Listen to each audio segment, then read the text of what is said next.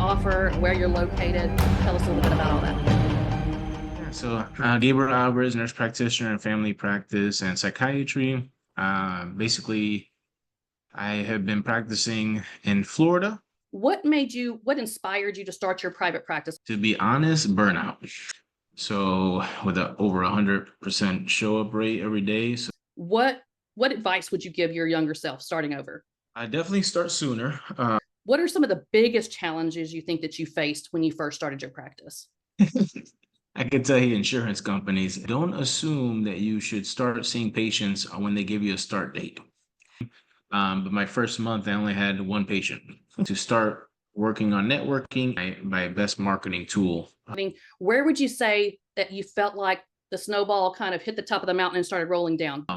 Definitely, I started seeing the trickle in, but like you said, the SEO and the marketing, where I started seeing that, and then now it's even better. Unless you're paying them the annual fee because they hold your reviews hostage. I got 17 reviews there, 5 stars, and nobody will ever see them. What advice would you give people when they're thinking about starting their private practice as far as financials goes?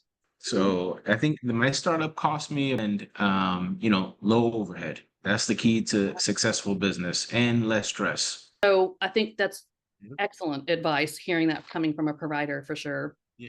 And I don't know if you remember, but I searched around for EHR for like 6, 7 months.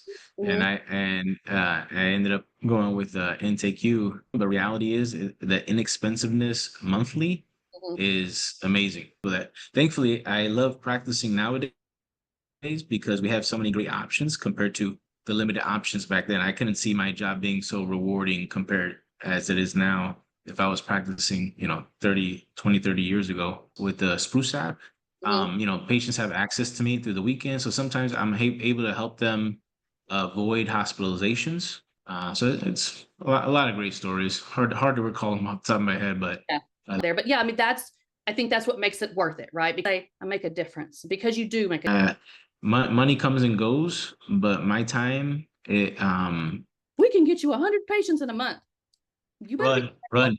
because doing these things that could potentially be tax deductible and you have your receipts, that way you can give them to your CPA. You don't want just a CPA, you want a tax strategist. I ended up paying a very low tax bracket compared to what I should have because I took advantage of the tax benefits and tax deductions. All of these things that we just don't get taught in school. Yeah, thank you. Take care. Have a great one.